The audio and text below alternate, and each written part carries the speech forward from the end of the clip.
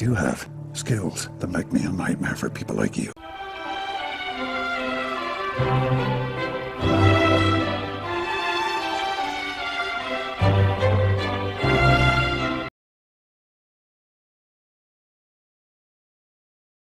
The next witness is Sir Kim Workman. Thank you.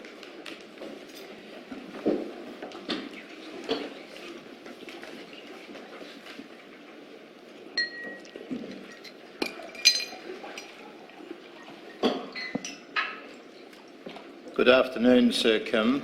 In terms of the Inquiries Act, I'm required on behalf of the Commission to ask you, do you solemnly, sincerely and truly declare and affirm that the evidence you will give before this Commission will be the truth, the whole truth and nothing but the truth?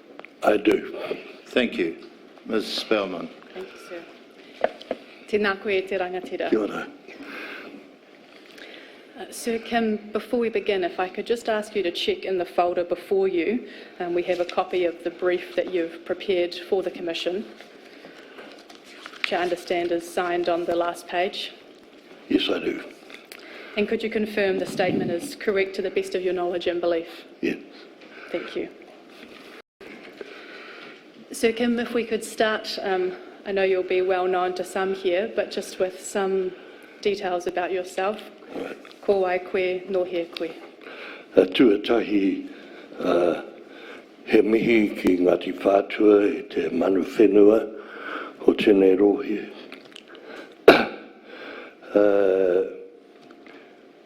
I ngā kai komihana, i ngā māngai kawanatanga, me ngā pūkenga ture tēnā koutou. Kei te mihi mai oha ki o koutou mahi nunui. Ara ko te whakatika a muri atu, te paenga o tātou iwi o tātou tamariki. I ngā hau e whā, i ngā tangata para hea hea, kua hui hui mai nei i a koutou. I haere mai I roto I o koutou pauritanga o koutou māmaitanga hoki. Tēnā koutou. Engari, kua haere mai I o koutou pakahiwi. Te taonga o tātou tīpuna ara te aroha. Tēnā koutou. E te rangatira Oliver, ka nui o tō kōrero. He rangatira mātātoa, he rangatira manawa nui, he rangatira pāua mō tātou. Tēnā koutou I te rangatira. Kia ora. Now, well, I've had the good fortune to wander about the public sector over many years in a range of occupations, each of which have provided a different perspective. I joined the police in 1958 as a police cadet, and apart from a 3-year absence between 1962 and 65, I remained in the police until 1976. For 8 of those years, I was a youth aid officer, and in 1972, I was appointed as a Deputy National Director of Youth Aid, responsible for training and development. Between 1976 and 83, I was a senior investigator in the Ombudsman's office, with a primary responsibility for dealing with complaints from prisoners, psychiatric patients, and complaints against the police. In 1983, as manager of the Social Services branch in the State Services Commission, I worked with the late John Rangiho on a review of Mātua Whāngai, and later as an advisor to the Puao Te Atatu Committee. Subsequent positions in the Department of Māori Affairs between 1986 and 1989, and as Assistant Secretary, Penal Institutions from 1989 to 1993, provided further insight into the treatment of children and young people, their removal into and abuse while in institutional care. Kia ora. I want to start, Sir Kim, by asking you about your time in the police. As you know, the police are within scope of this inquiry. Yes. In terms of abuse and care. And I understand some of your first experiences were when you were a youth aid officer visiting Kohitere. Could you tell us a bit about what you saw and witnessed there? Yes. I started visiting Kohitere in 1971 when I was a youth aid officer. I would spend 3 days a month there doing group work with the boys who were due for release. Nothing I had encountered up until that time prepared me for it. It had been established in 1950 to rehabilitate male offenders aged between 14 and 17, and its program had a strong work focus, mostly centred on farming and forestry. Some secondary schooling was available for selected participants, but the number of resident beds had increased from a maximum of 55 in the 1950s to 110 in the early 70s, with about the same number of staff. On my first visit, I spent time talking with staff and noticed immediately a distinct split in philosophy and approach between the residential social workers and caregivers and the farming and forestry instructors. While it was clear that only a few of the residential staff were adequately trained, they did talk about their efforts to do so. There were no such pretensions from the farming and forestry staff. They were there to instill good work habits into the offenders, and if that meant kicking ass, so be it. I wondered why they were so open about their approach, and I thought that it might be because I was wearing a uniform. While officially only the principal could administer punishment, I learned that farming and forestry instructors would punish regularly, from booting backsides and cuffing ears to punching through to a thorough beating. Forestry staff were particularly prone to deal with residents in that way, and the forestry camp, which was some distance from the centre, had developed a very macho culture. The secure unit operated as a remand prison for those awaiting trial, for those who needed protection either from self-harm or other residents, or as a punishment facility for bad conduct. But no distinction was made when it came to their treatment, and some staff regarded the unit primarily as a punishment facility, and its design made that obvious. Purpose-built in 1967, it accommodated up to 12 boys in individual locked cells, each of which had their own toilet, with a separate staff room, showers and dining room. Made of concrete blocks, it was extremely cold and bare, and compared unfavourably with similar facilities in adult prisons. Boys were regularly left locked in their cells without staff in attendance, and while staff were evasive about the length of time spent in the cells, I was reliably informed that it could be for as long as 3 months. Under current criteria, the time spent locked in a secure unit cell would count as solitary confinement, and the psychological impact would be extremely damaging. So Kim, in terms of the abuse you've said you were aware of when you were visiting Kohitere, and that there were some differences between the staff, how widespread was the knowledge of such abuse from your perspective? It was very widely known, and in the evenings when I was there, after the evening meal, I would socialise with the boys, and they would tell me their experiences, as would some staff members. It was during that period when there was very few supervisory staff that probably, it seemed to me, the most unsafe time of the day, in that there was a hierarchy and there was a lot of bullying and stuff going on.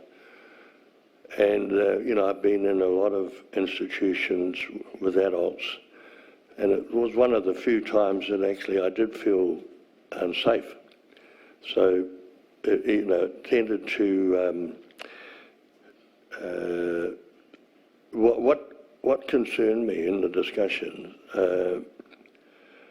that not only was there considerable difference in the size of the boys, and there were some very violent boys there, but that some of them were sent there for serious crimes, others were minor offenders, while others were sent there for sleeping rough for years and for indulging in what I would call survival-related crimes, stealing food or being unlawfully on enclosed premises. And it was clear that some had diagnosable mental illness, while some were locked in a secure unit because they were considered to be dangerous. Others misbehaved so they could be sent there to protect themselves from other residents. And other than secure, is it right that the boys you're talking about with the different backgrounds were all in together? There was no separation in terms of how they'd come to be at Kohitere? There was no separation. Some were sent there under the, not being under proper care or control of their parents. Others were sent there for minor offending. And there was no effort to distinguish between the two groups. And so as a young police officer visiting this residence and witnessing what was going on there, what was your reaction to what you saw? I became very angry. I was angry that the state could allow such conditions. The conditions were so inhumane that they were almost guaranteed to turn vulnerable children and youth into scarred, distrusting and sometimes dangerous adults. Angry that senior public servants and policy advisors could have allowed these conditions to continue for so long, knowing that they were the parties and accomplices to the creation of criminals, angry that no one was concerned that the offenders of today were almost always the victims of yesterday, but that the moment they were old enough to be held accountable for a criminal act, their history of victimization and neglect became of no account. It was almost as though the state, having neglected the welfare and needs of children in the first 12 years of their life, was able, once the child inevitably progressed to committing a criminal act, to breathe a collective sigh of relief, reclassify the child as a young offender, and quickly transfer any corporate accountability away from themselves by redesignating it as a personal responsibility and laying it on an accountable individual. Disbelief that the judiciary could send increasing numbers of Maori youth to facilities of this kind on the grounds that it would make a difference.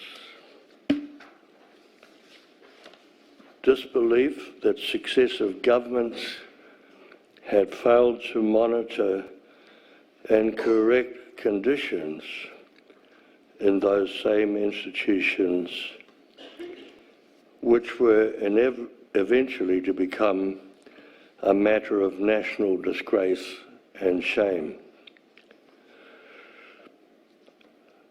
The other emotion that I felt was guilt.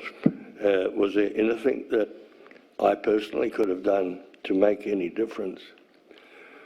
And I really didn't realise until that time that what we were doing as individual police officers and social welfare workers was contributing to a situation of institutional racism.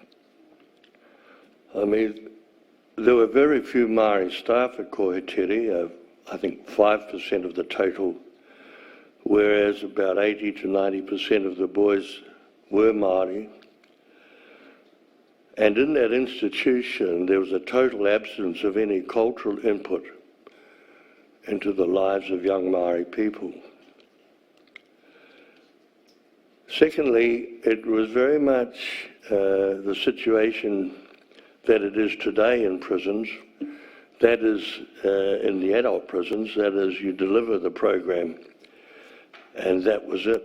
Residents were discharged without any ongoing support, often returning home to the same conditions that had contributed to the entry in the first place.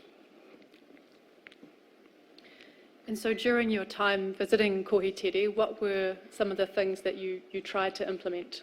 Well, after visiting for about 2 or 3 months, my role was to work in group situations with the boys who were due for release.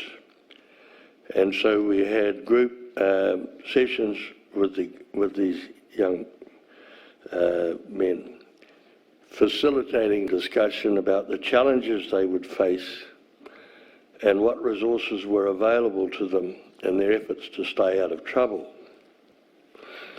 I had sufficient details about each of them to be able to refer them to key resources in the communities to which they returned. If they were in agreement, I used to hook them up with a youth aid officer in the area that they were returning to, but only when I considered that the match was likely to be positive. Part of the pre-release program involved helping Maori youth to cope with what would happen if they become targets of ethnic profiling and harassment by the police, of which there was sufficient anecdotal evidence at the time. Those known to have an offending history were especially vulnerable, and their encounters with the police often triggered more serious offending. So I used to wear a uniform and we role-played situations and discussed how they could respond to police questioning in a civil and respectful way, how to deal with taunts and badgering, and how to exercise their civil rights in relation to unreasonable questioning, stop and search procedures, and unlawful behaviour by officers. The guys seemed to enjoy the experience, and I made contact with people that I still know and still meet with. Gary Hermanson was Koheteri's counsellor, and he was very good at identifying which boys were wanting to change and working with them on those issues. However, introducing tikanga Māori and te reo into the institution was much more difficult. I didn't have the necessary skills, and Koheteri was strapped for cash. But I did have some contacts within Ngā Tamatoa, and I contacted, in particular, Rangitihi, or John Tahu Pārai, and his mate Eruera Nia, Ted Nia, and they would come with me to the institution and take the boys for sessions in te reo and tikanga. John, in particular, was amazing, and he would always be able to trace a boy's whakapapa and tribe just by knowing his name. The Koheteri staff, however, were less receptive. They were convinced that when the boys practiced te reo, they were taking the opportunity to make disparaging remarks about them. There were mutterings about evil Māori influences and the presence of radical Māori activists who were in fact unpaid volunteers. The teaching continued until, I think, the end of 1974, and while it may not have helped reduce reoffending, it brought some affirmation and encouragement into an otherwise drab and grey existence.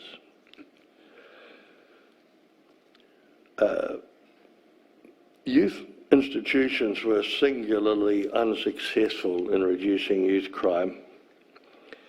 In fact, they were primarily an intermediary step between the boys' home and Borstal, and the great majority of those who passed through them ended up in an adult prison. In later years, I thought about why I didn't do more to address the situation, to blow the whistle, report on what I knew, and call for an investigation. If it did occur to me, I would have put the idea quickly out of contention. The culture was such that I would not have been supported. Moreover, I would have been branded as a stirrer and secured my place as an outlier within the police organisation. I was 32 years old, ambitious, and not prepared to jeopardise my future. In this regard, I was probably no different from most other police officers and public servants at that time. In later years, I summoned the courage to speak out on issues of injustice and came to know what a self-fulfilling prophecy looks like. Kia ora. I'd like to return to the topic of police culture a little later, but I just wanted to ask you a bit more about what you've just said in terms of individual police officers and social welfare officers contributing to the situation. And just to ask you about what role police played in terms of transporting or facilitating the uplift of children who were taken to these homes. Could you just tell us a little bit about the police role in that situation? Well, I think one of the important points here is that in 1950 there was only one Māori police officer in the whole of the police force. And that was Bill Carron, who joined the police in 1920 and retired as an assistant commissioner. But in order to survive, he was compelled to put to one side his Maori origins. When I joined in 1958, there were 26 Maori police officers, and 10 years later there was something like 62. So there were two things here that were going on. One was the lack of cultural understanding within the police, and social welfare was in the same place. The lack of child welfare officers often had insufficient training to adequately respond to the issues of child abuse and neglect, and had very little departmental resource. The common response was to deal with the issue through a criminal justice paradigm rather than take a welfare-oriented approach. In doing so, they often attempted to involve police, youth aid officers and uniformed police in their operational process, which created considerable tension between the two agencies. Child welfare officers had a tendency to portray youth aid and the police as the enforcers when it came time to remove a child from a family, even though they may have initiated the process. I think the other thing that happened was that the youth aid section's reputation was starting to grow under the single-minded and visionary leadership of Inspector Brian Mooney. And by 1971, I think the numbers had grown from 15 to 46. In 1971, I was promoted to Sergeant in charge of youth aid in Wellington. And I could see that too many young people were being brought before the courts charged with comparatively minor offences. There was far too much reliance on an institutionalised residential approach, and the system did not provide for whānau or cultural input. Some of those things were pretty worrying. The intent of the legislation at that time was to reduce the number of referrals to the Children's Court. But under the system that existed at that time, if the CIB or frontline staff arrested somebody, then they weren't entitled to be considered for diversion. They had to be referred to the court. So the common practice was for frontline police and the CIB to arrest children, especially Maori children, so that youth aid couldn't have any part in influencing the direction that they took. The other thing that happened was that the focus was entirely on the individual behaviour of the young offender, and the whānau didn't actually figure in the process. The idea of holding a hui with whānau to discuss what happened and work out how to prevent future offending was anathema to most Pākehā police officers. They feared losing total control of the process, failing to realise that the locus for behavioural change did not necessarily reside within the individual, but with the ongoing commitment of whānau. And I recall calling a hui in relation to a Samoan offender, a young man, persuading social welfare that this was an appropriate thing to do. I knew quite a bit about Maori culture, but nothing really about Samoan culture. And when we held the hui, 32 people turned up, and I found out that the father of the offender was not the main spokesperson for the whānau. And that really put everyone off doing anything more in the future. So, you know, we had a lot of learning to do. I'd like to just point out one other feature which I think Oliver Sutherland, Dr. Sutherland, referred to about the militarism that existed within the residential homes.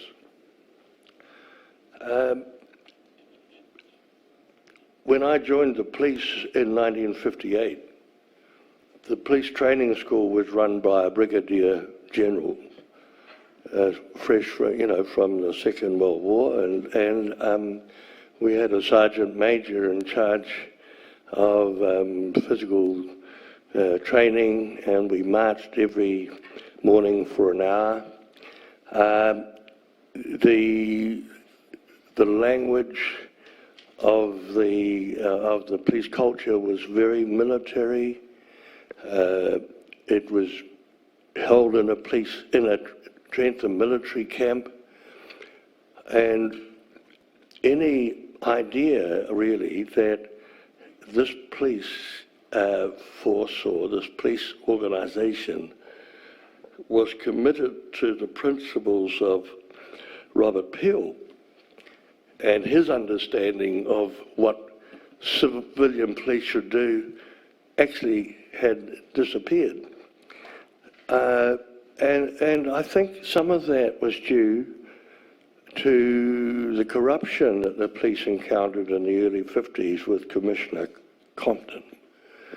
It was a very low point in the police culture.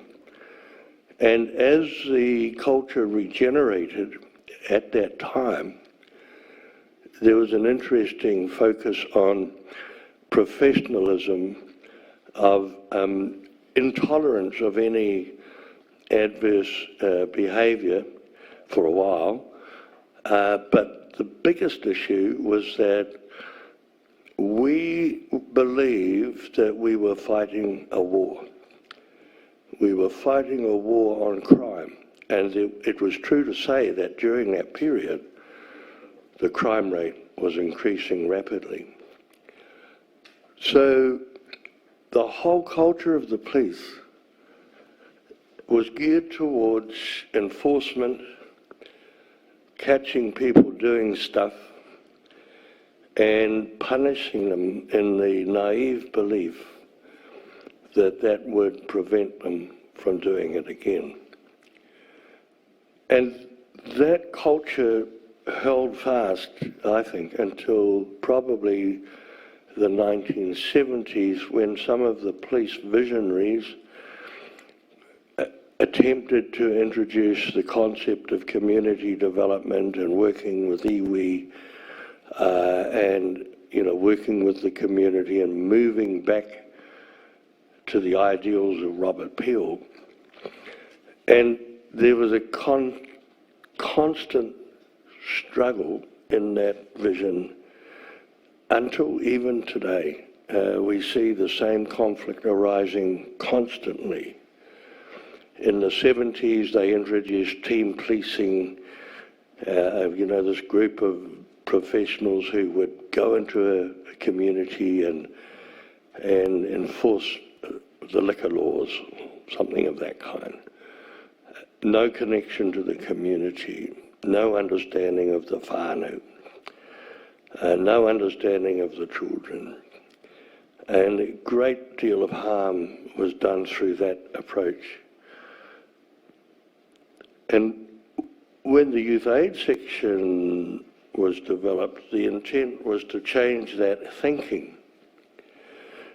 Well, it was difficult because the youth aid officers were recruited from the police, and they often came into that role with just wanting to enforce the law, but with another age group.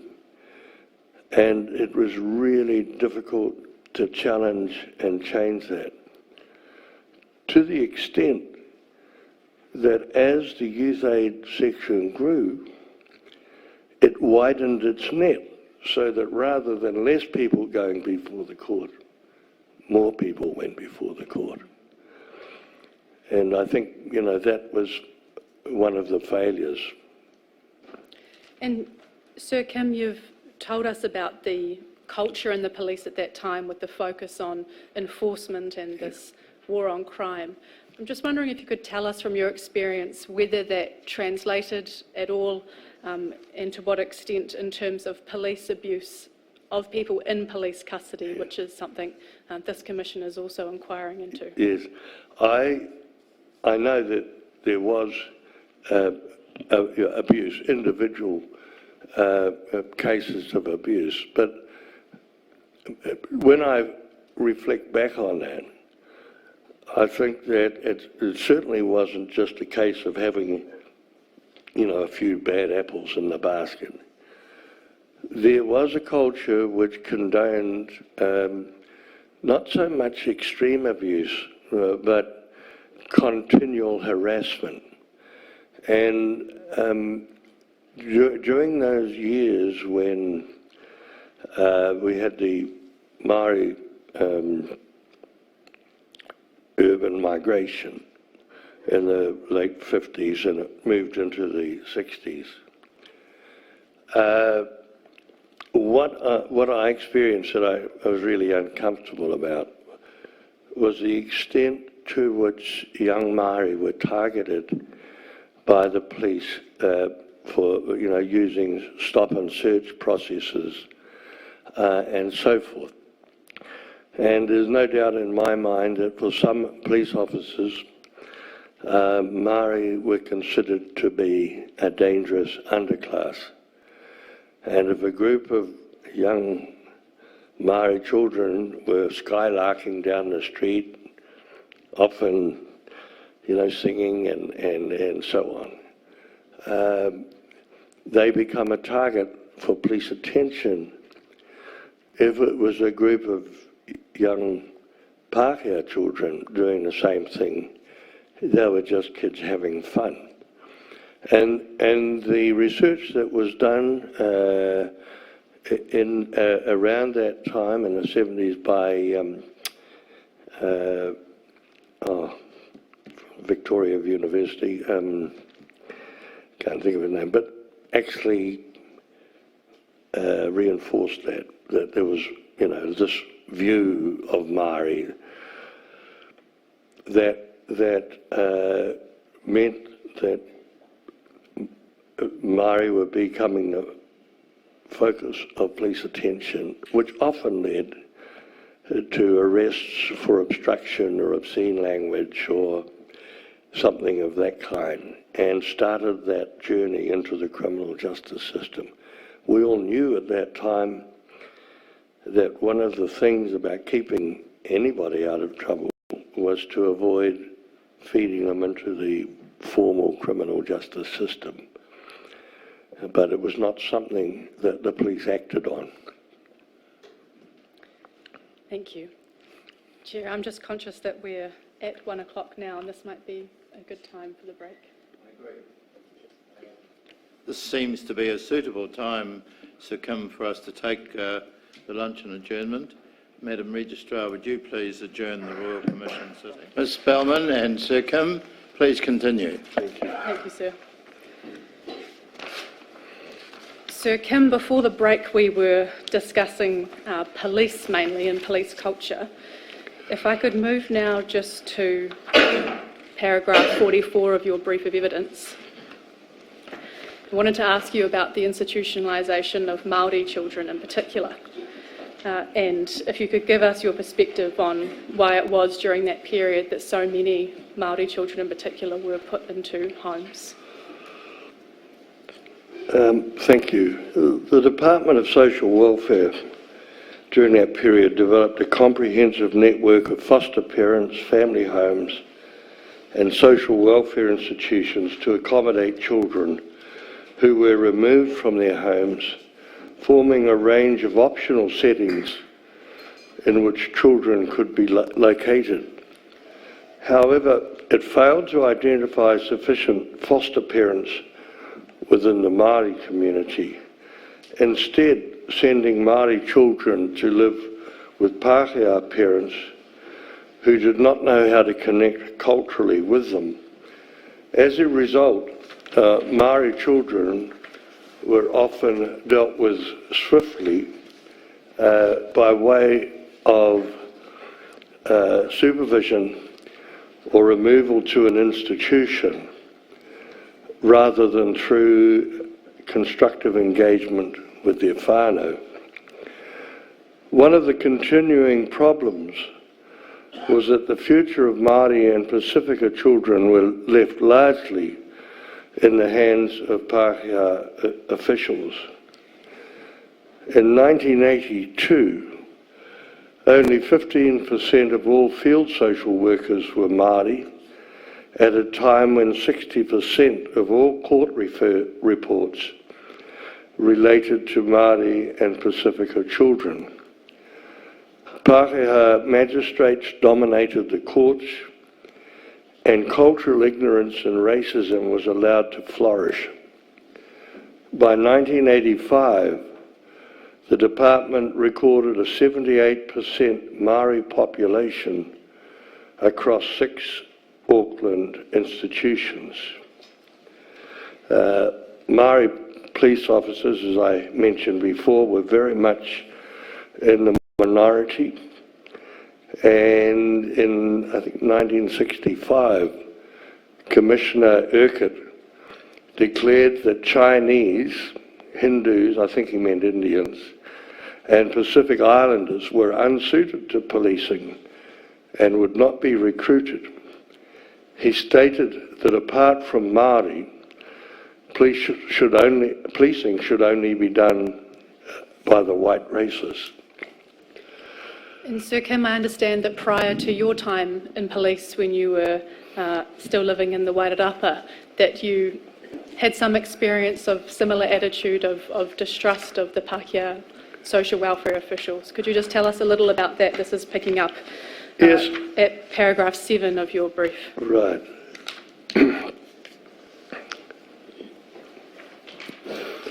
When Māori children were ill-treated or neglected, there was a distinct reluctance to report such abuse to child welfare officers or the police, given that their response was to remove children from their homes and place them under state supervision or care. In the Wairarapa, older children were often fostered to local farmers and were expected to help with milking cows and other essential farming chores. They stood out in our classrooms, poorly attired and prone to fall asleep during the day. It was tempting not to conclude that the children were fostered primarily because they provided an economic benefit to the farming community. I do recall, prior to joining the police, the infamous Mazengard report issued in 1954, which blamed parents for giving children excessive freedom, limited discipline, too much pocket money, and insufficient religious instruction. Prior to joining the police, I have to confess that I happily immersed myself in that period of moral decline, embracing radical changes in clothes, hairstyles, taste in music, and coupled with a tendency to congregate on the streets in celebration of our transformed identity, we were increasingly regarded as delinquents. Social commentators of the time described us as precocious, threatening, and potentially dangerous, criminal, noxious, even though the numbers actually appearing before the Children's Court were in decline. I'm pleased to say that joining the police cadets saved me from all that. Now, Sir Kim, we've heard from other witnesses yesterday about, throughout this period, the continued Māori resistance and Māori work that was done to address these issues. I wanted to ask you about the Mātua Whāngai program, which is at paragraph 54 of your brief, in terms of an Indigenous response to what was taking place at this time.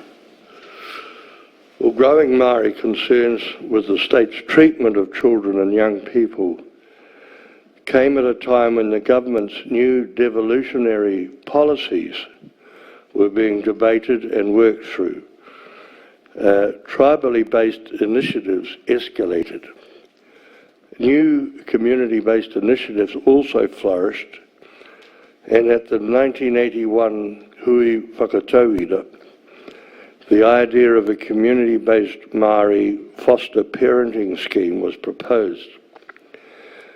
Mātua Whāngai was piloted from late 1983. It was continued by the new government in 1984 and established under the auspices of the Department of Māori Affairs and other government agencies from 1985. Mātua Whāngai met two primary needs. First, it was a response to the increasing demand from tribal authorities and Māori communities to control both resources and delivery of services and to promote Māori empowerment. Second, it was a Māori reaction to the state's racist treatment of young Māori offenders.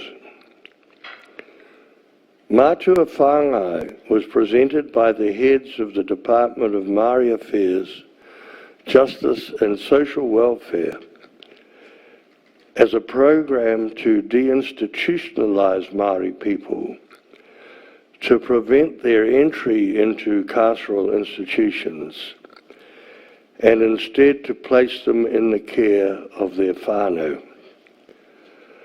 With $1 million to spend, social welfare would find alternative care for Māori children, and justice would fund work done by people in the community who cared for those children appearing before the courts to arrange alternatives to incarceration or institutionalisation.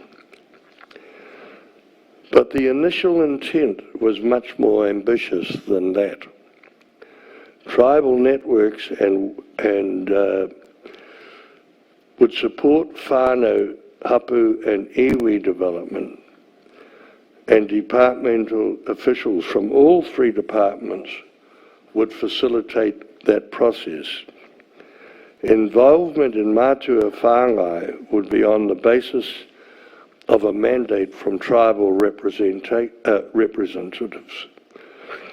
Whānau, hapu and iwi would evaluate how well the networking occurred and how the rōpū could meet the needs of Māori. In the next few years, it enjoyed a high profile with a Roper report on violence, Aotearoa and the Mason Review, calling for more resources to be invested in it.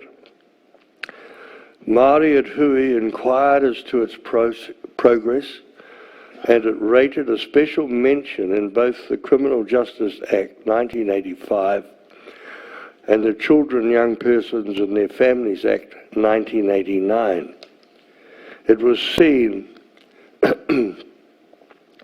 as a model of devolution in practice, an initiative of Māori delivered via the bureaucracy, and unusually for the time, directed at criminal justice issues.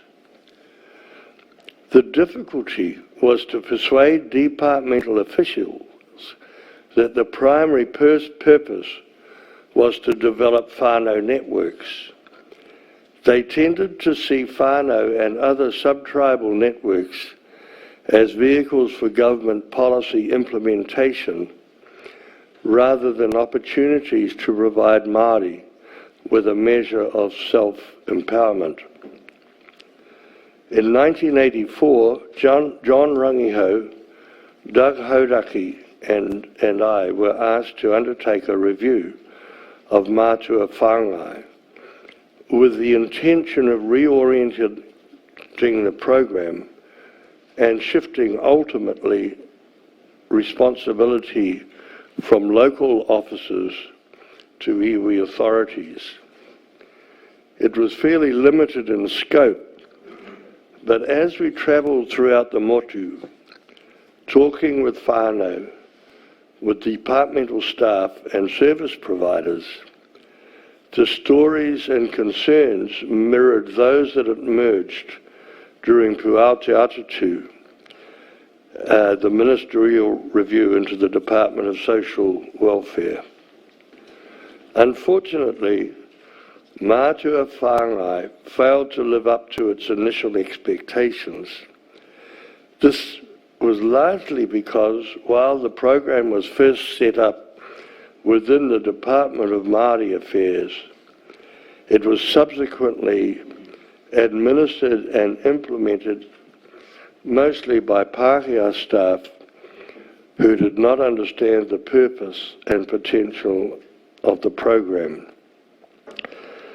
By 1991, the initial purpose of Mātua Whāngai was lost in the mists of bureaucratic understanding and described as a program to assist district officers in their work with iwi in connection with the Child, Youth and Their Families Act.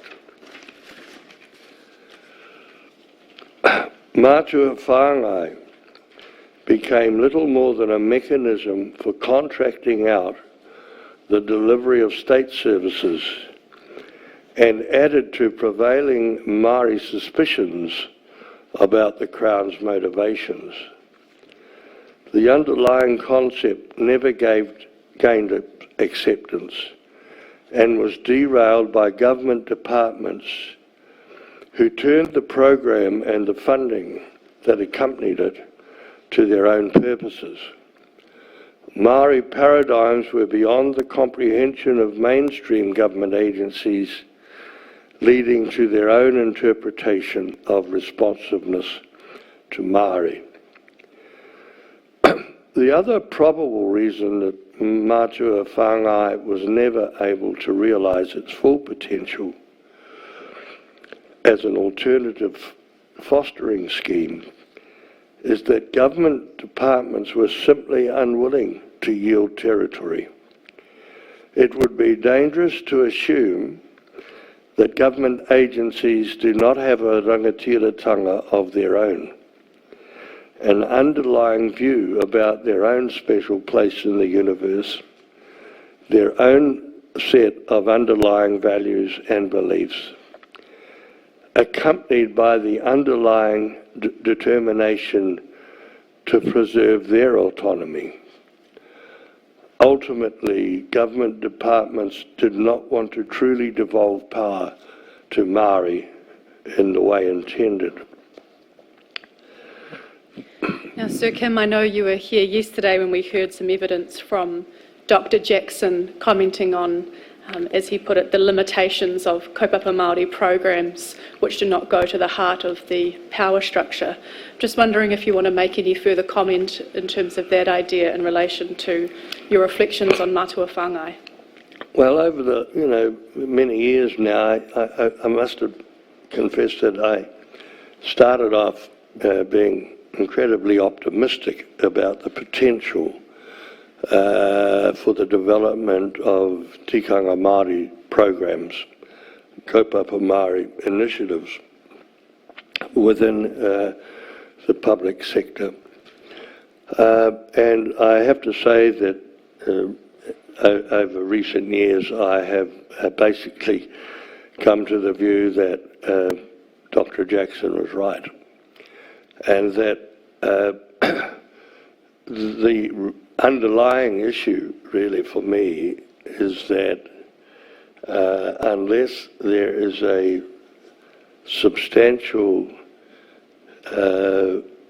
cultural reform within the public sector, that we will never achieve the place where those kinds of programs are going to be fully effective unless we are prepared and are courageous enough to provide Māori with the necessary opportunity to be fully empowered and to develop programs according to their own tikanga, not in any joint relationship with Pākehā, but in their own terms and in their own ways. And nothing that we do is likely to succeed. Kia ora.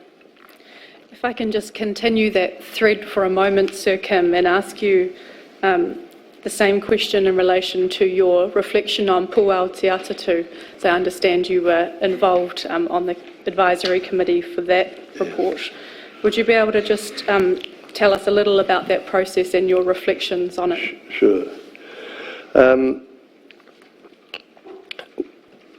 Well, when the Labour government came into power in 1984, I think it was the Minister of Social Welfare, Anne Herkes, who recommended to Cabinet that rather than take a piecemeal approach to child welfare legislation, it establish a full review of it. As a first step, a departmental working party was established to review the existing legislation, and despite growing distension by Māori to the 1974 legislation, there was no Māori representation on the working party, an act seen by Māori, given their increased concerns, as a deliberate snub. Despite the exclusion of Māori from that party, it was clear that Māori concerns were starting to impact on government thinking.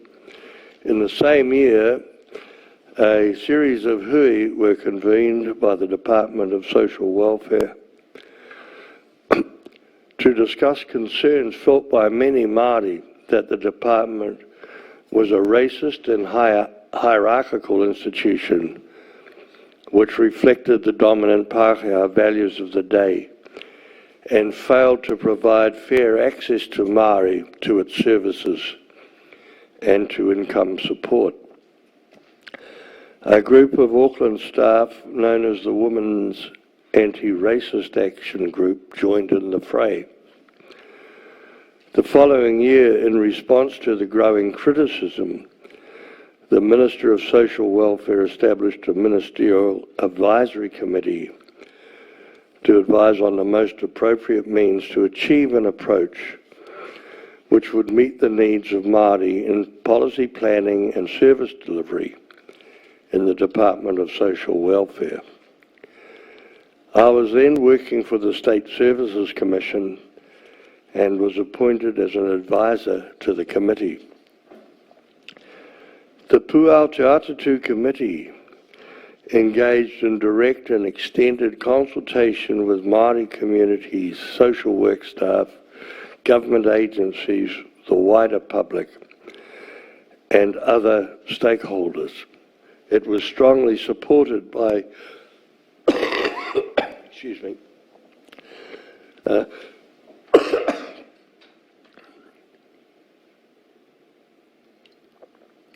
by the Director General of Social Welfare, John Grant. Under the leadership of Tūhoe Elder John Rangiho, it engaged in direct and extended consultation with Māori communities and other stakeholders. The members of the Ministerial Committee were Lena Manuel, Hori Brennan, Donna Hall, Peter Bogue, Tamati Reedy, represented by Neville Baker, and John Grant. The committee attended 60 hui over 9 months. It was an extraordinary experience. I can't recall a more comprehensive consultative process since then. The public hui were well publicised and well attended.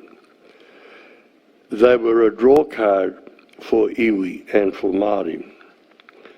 Te Rangihau's mana ensured that Māori felt safe speaking about the Department of Social Welfare, the treatment of children and young people, and that the hui would be held in accordance with tikanga Māori.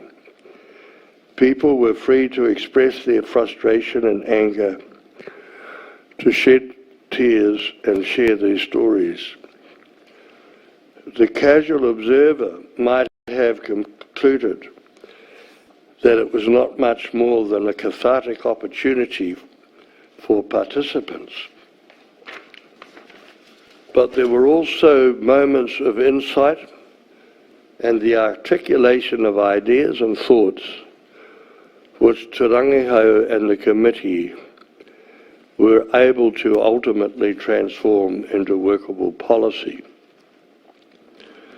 The hui were not confined to iwi and Māori.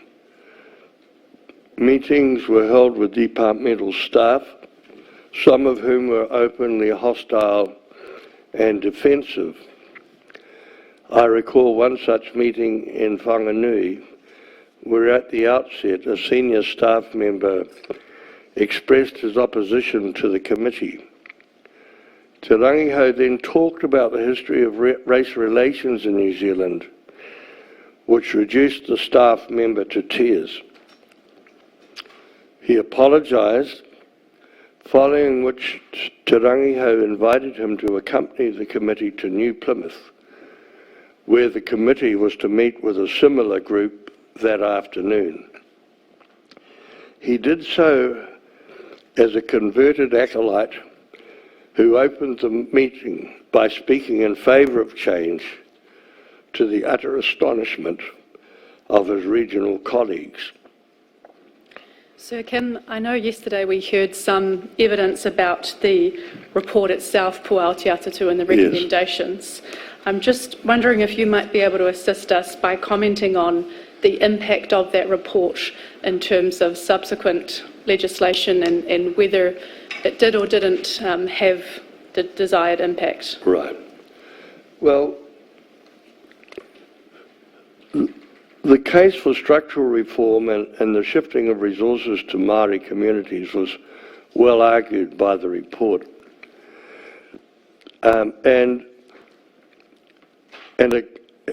There was clearly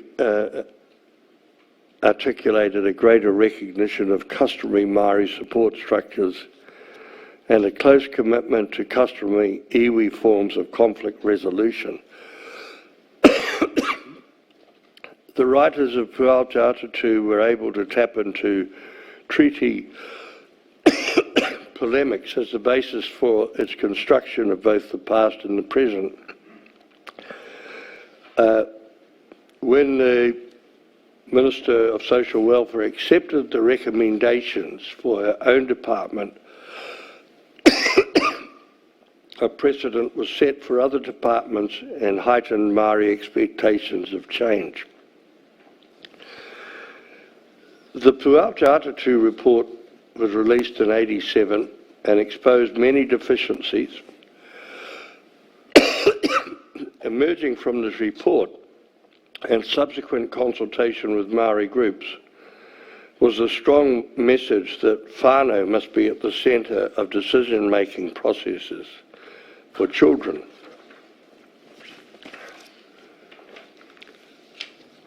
When the draft 1986 Children, Young Persons and Their Families Bill was presented to Parliament, it was the subject of extensive criticism. The bill was seen as even more likely to continue to remove Māori children from their families, whānau, hapu, iwi and communities. The bill was in direct conflict with the findings of the Pu Aotearoa report, whose recommendation for a bicultural approach had been accepted by the Department of Social Welfare, but had not transitioned into the content of the bill. When the Minister of Social Welfare, Anne Hercus, left Parliament upon Labour's re-election in 1987, the 1986 bill lost its key proponent. At the Select Committee stage in 1987, the decision was made to leave the original bill with the Select Committee and a team of officials rather than to withdraw it from the House and start again. The Select Committee, with the benefit of a Maori advisory group, travelled throughout the country visiting local marae to hear directly from the people most affected. The bill was radically overhauled. Guidelines were introduced to safeguard children being questioned by police. Informal police diversion was mandated.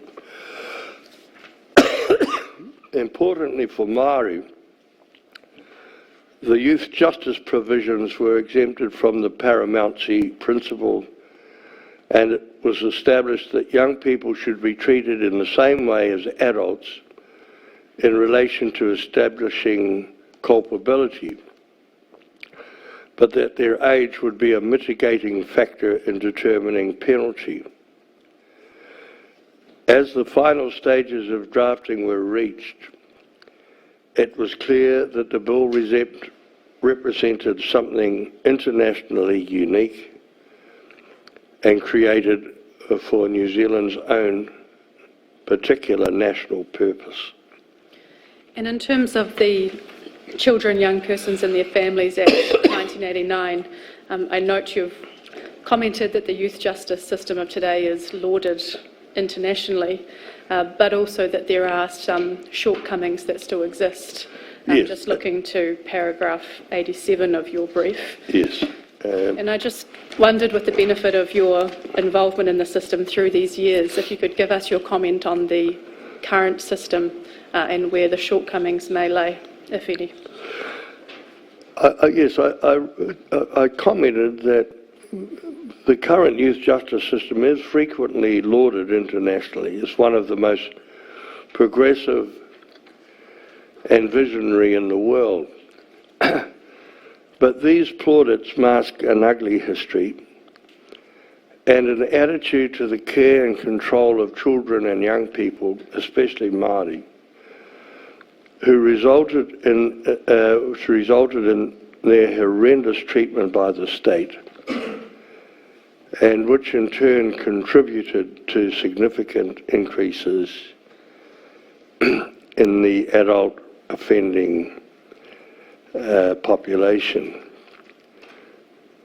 The establishment of a radical and innovative youth justice system was indeed a major achievement, but it also revealed patterns of personal and institutional racism which has not entirely disappeared. Over that period and since, I have either witnessed or become aware of unacceptable treatment of children and young persons in state institutional care and in police custody or care. The usual response is to regard such actions as individual failures rather than as existing within an unsafe institutional culture.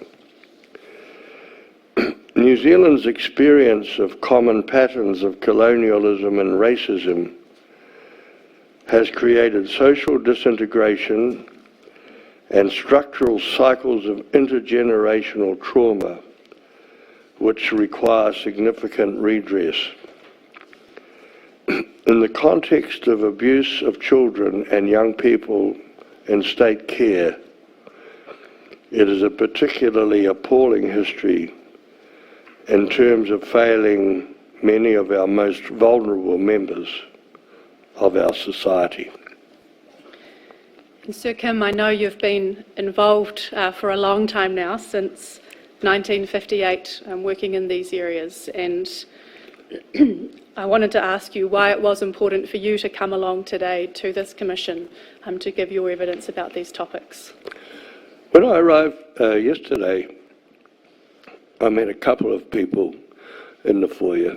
One who had been in Aotearoa in 1972, and who I met again when I was head of prisons in 1989. And there were many in that category. And for me, it was a growing consciousness that we are a racist and unforgiving and even vengeful society, and that too often we treat people as less than human. And it seemed to me important to take this opportunity to tell my story as a credible witness, I guess, as an observer, and in the hope that other credible witnesses will appear, that we will start truth-telling, and that we will start looking beyond the rhetoric of government and with all the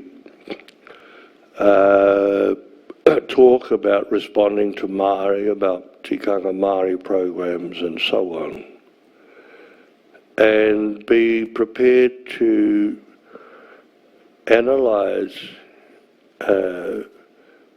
what is actually happening in the system from the point of stops and searches to police bails to remanding in custody to sentencing practices to the reintegration and support of people, and to start to develop a whole new paradigm. I don't actually fully know what that paradigm is, but I was listening to Dr. Jackson yesterday, and it confirmed my view that there are two things that we need to do. One is to somehow address the constitutional relationship between Māori and the Crown and Pākehā. And the second thing that we need to do is to actively consider how we can change the culture of the public sector and the way it deals with the least, the lost and the lonely. Tēnā koe te rangatira, ka nui te mihi mō tō kōrero a tēnei rā. Tēnā koe. Thank you for coming to share your evidence with us today, Sir Kim. Thank you, Ms. Spellman.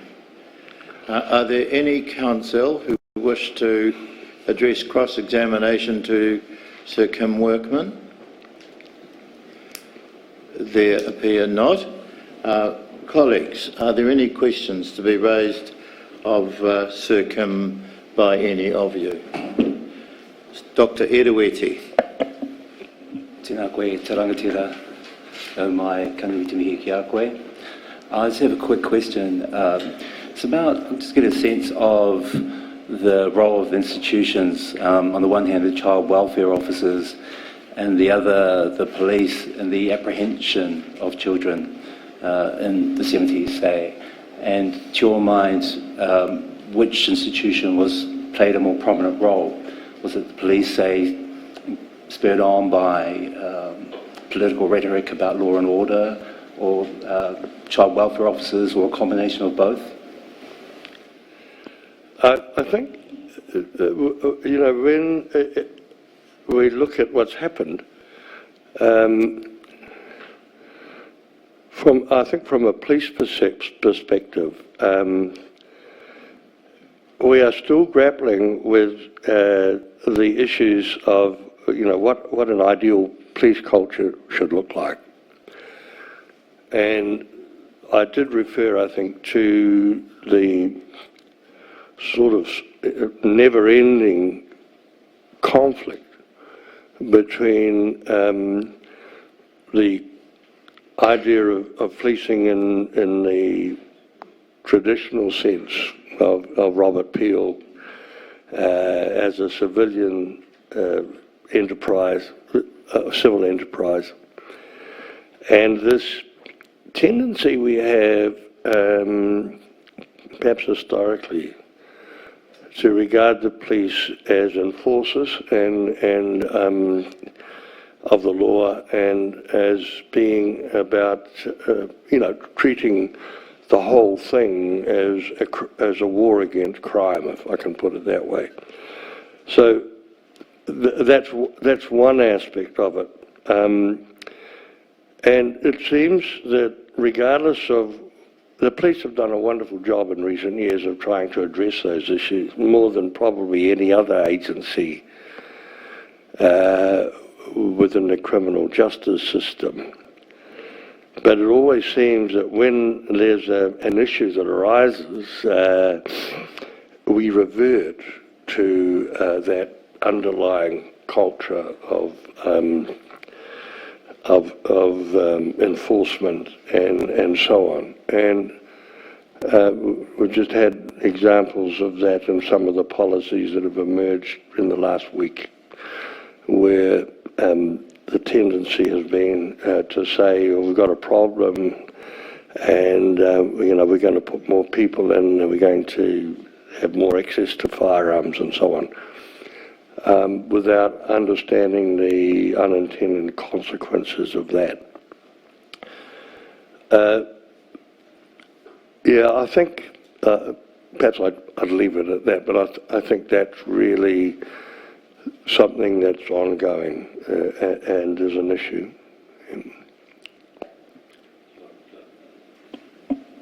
Thank you. Mr. Gibson. Kia ora, thank you, Sir Kim. You placed a strong emphasis on culture, as you said, and I think you made the comment, just something along the lines of that police condoned a low level of abuse, the police culture condoned a low level of abuse back in the time. You've also made a lot of statements about racism and culture. How would you describe the culture in terms of what was condoned or not condoned around racism in the police and in other public agencies that you've worked with?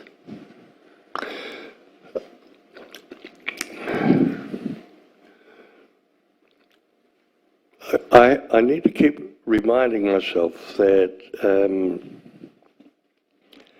the police culture is probably representative of New Zealand culture by and large, and that the racism that exists within the police also exists within our larger society.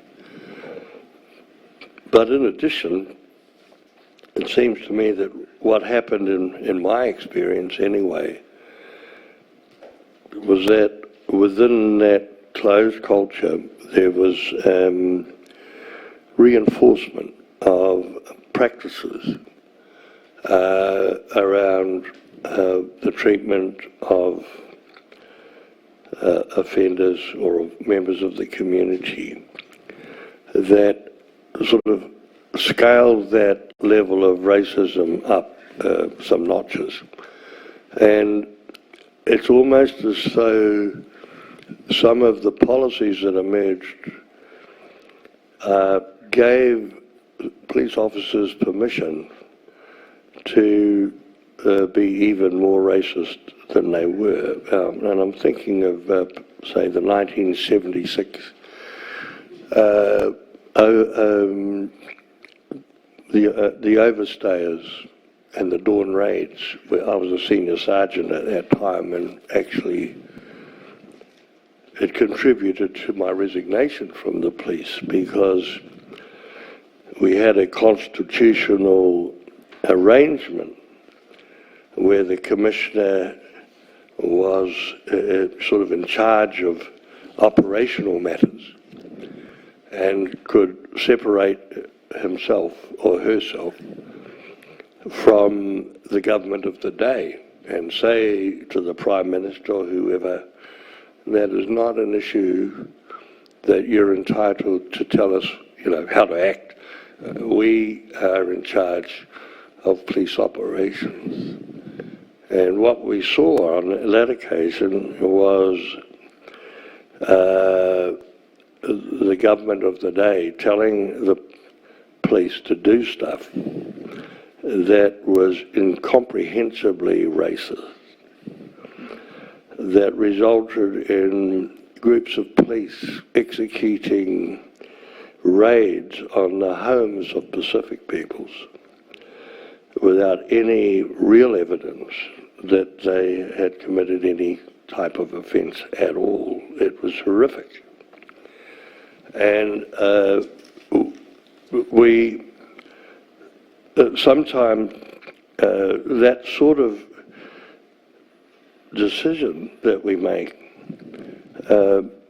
has serious consequences for our relationship with the wider community, with Pacific peoples, with Māori. In the same way, I guess, that the 2008 Operation 8 thing Ratohi had in terms of the relationships in that situation. And when that happens, it seems to me that we're giving people permission to behave in the worst way possible. And if I can make one comment, and I think it's relevant to this inquiry, when we look at the policies relating to gangs over the last 30 years,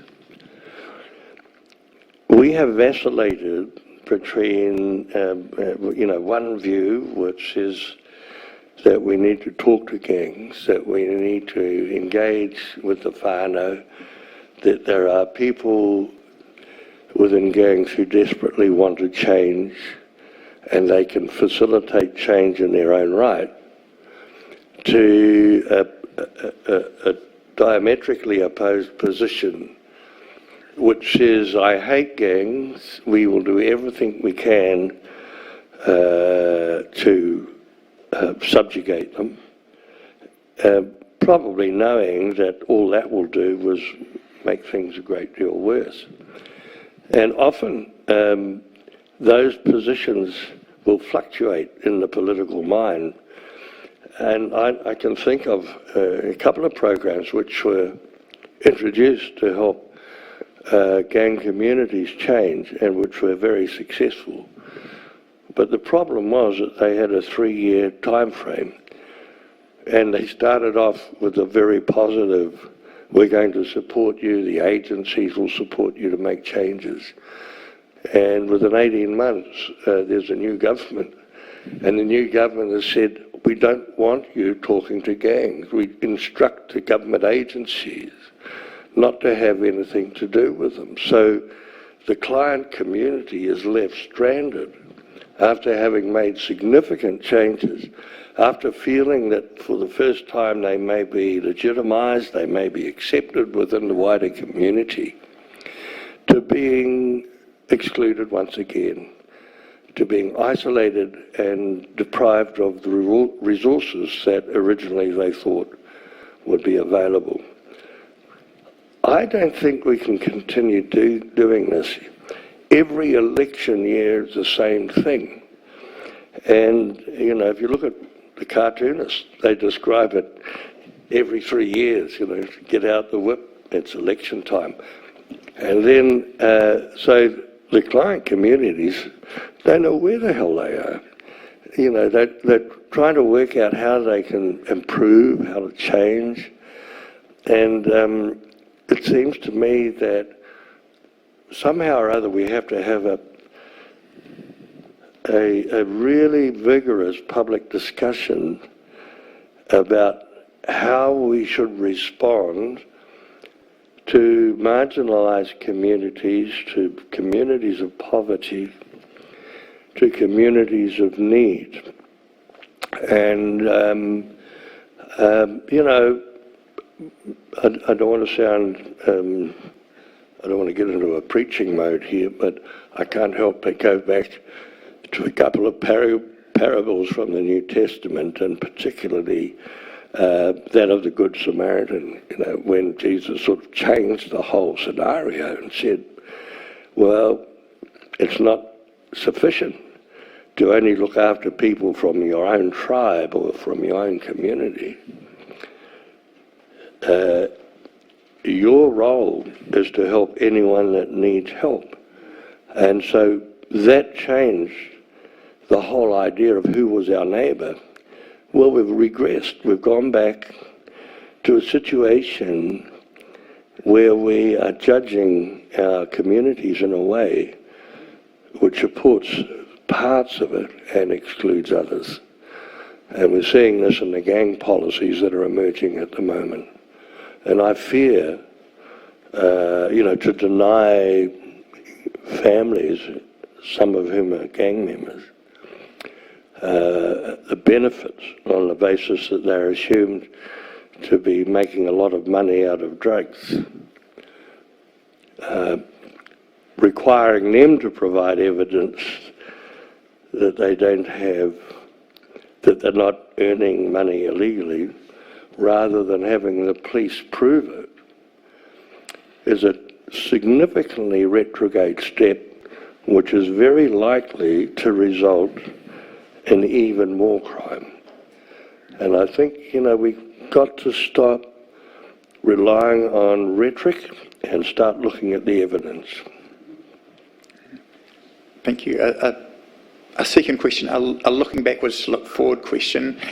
You talked about at your time at Kohitere, teaching young men how to communicate with police so that they would avoid getting into trouble. Now, today, there's an emerging discourse about neurodisability, neurodiversity, which at times can be deficit and pathologising, and at times the people themselves use it in a self-determining and empowering way. Are we equipped enough now to recognise the difference in how people communicate, people can understand, and the global evidence that 70 to 80% of people end up in youth justice who have neurodisability? And are we not just teaching people enough how to communicate with police, but how police and others communicate with a diverse range of people who end up as clients, as you call them?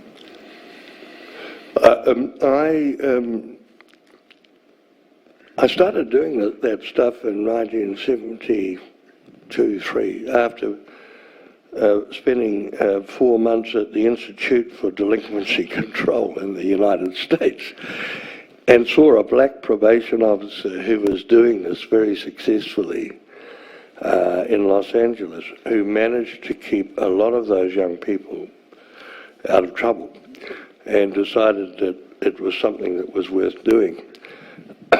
I think today we understand better than we've ever done about how best to communicate with offenders. But it's not necessarily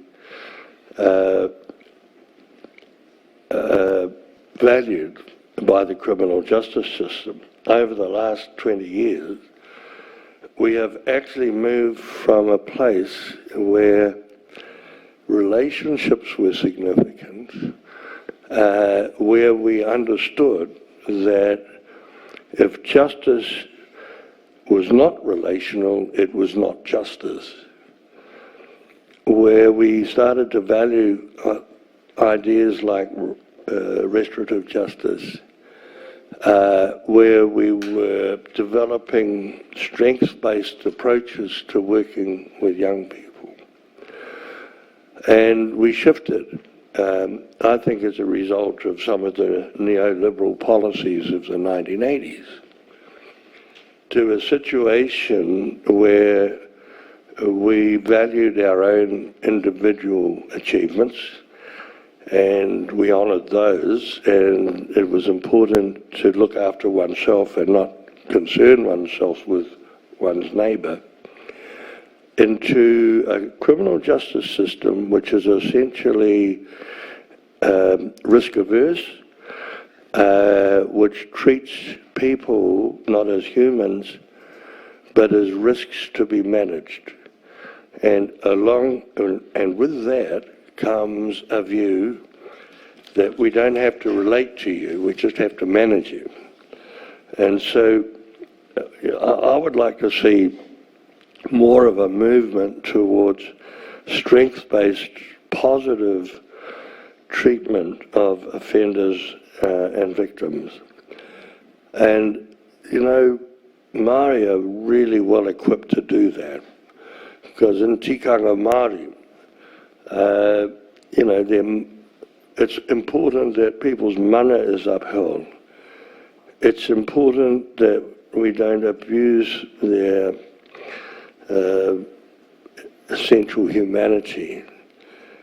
It's important that we gather the whānau around people, that we encourage them to work on their strengths rather than their shortcomings. And if we could, I think that if we were able to give Māori more control over tikanga Māori programs and so on, we would see a totally different concept which would have wider implications for the criminal justice system.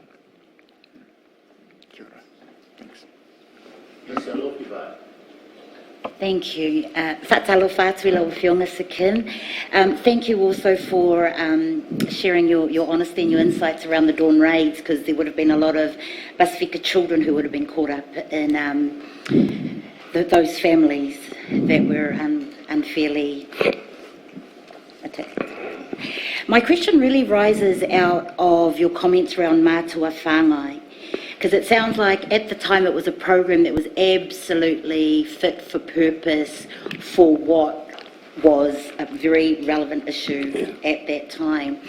And then you go on to describe the structural barriers, which again fit within our terms of reference. And I really loved how you framed it. My own words would be that every government agency likes to build a fiefdom, and they're not prepared to share their territory. Over the years, have you seen an improvement in that attitude? Because what I think for me was coming clearly through your evidence was the lack of visibility that any one agency would have over the life of the young person that was coming through the system. Yep. I have to say that I haven't seen any significant improvement at all. And it's perhaps one of the examples I can give is the responsiveness strategies of the 1980s. You know, the 1980s, it was a period of considerable promise. We had this whole bicultural imperative that the government was wrestling with.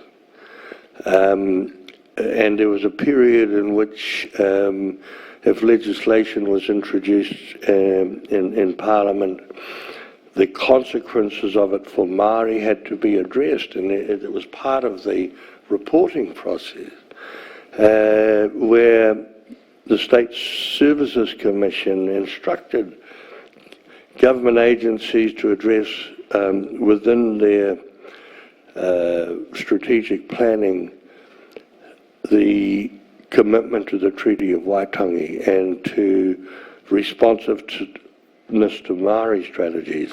It was a major industry, if I could put it that way, and I have to admit that I was part of it. Now, what happened in the 90s is that a lot of that sort of withered away. There wasn't the same level of commitment. But what happened instead was that government agencies were using responsiveness strategies to convince Parliament that they were doing stuff in relation to Māori, to the point that the government started reporting to the various United Nations committees on racism, on human rights, on arbitrary detention, in glowing terms, the responsiveness strategies that they had. New programs, tikanga Māori, we've increased the number of Māori working in our government agencies.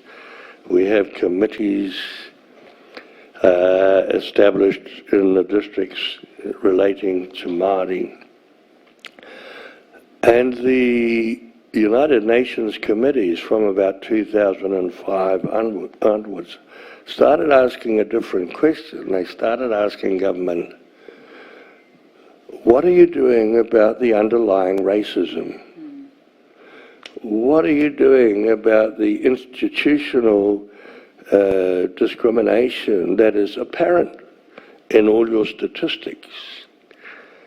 And the government never answers the question. If you look at the government reports, they would avoid that question. And agencies would instead refer to their wonderful responsiveness strategies, which actually don't meet the issues that were being addressed. From 2005 to just recently, there was what I would call a period of socially constructed silence. And what happened during that decade was that the word racism was no longer used or referred to. There were, I think, 15 reports addressing those issues prior to 2005, government reports, and then they died up. They dried up, and there was nothing. The last report was done, by, I think, by the Ministry of Justice in 2009. Nothing else. But there was another significant thing that happened. Very skilled and experienced Māori researchers were applying to criminal justice agencies to do research into those issues, corrections and the Ministry of Justice. They had the funding and they had the support. They were being turned down by those government agencies on the basis that their research had no useful purpose in terms of meeting the objectives of those departments. So if we look at the research history from 2005 to the present, there was almost no research done on the issues of racism and institutional discrimination, which meant, of course, that when people said we've got a problem with it, and they would then say to them, well, where's the research? Well, the research wasn't there because they made sure that it didn't happen. So, you know, if we're going to move forward, I think we not only need to monitor what government agencies are doing, but we need to monitor how much research and how much interest they have in finding out what's actually happening. Thank you. Final question, Sir Kim. Thank you for sharing the example of the hui for the young Samoan boy where 32 people showed up. Just in terms of Pasifika numbers that were coming through in the time that you were working as a youth aid officer and in the force, any sense? We did keep statistics in the youth aid, but I don't know that they ended up in the government's, in the department's official statistics. And they were certainly a lot lower than Maori offending. I think the other thing that we generally understood was that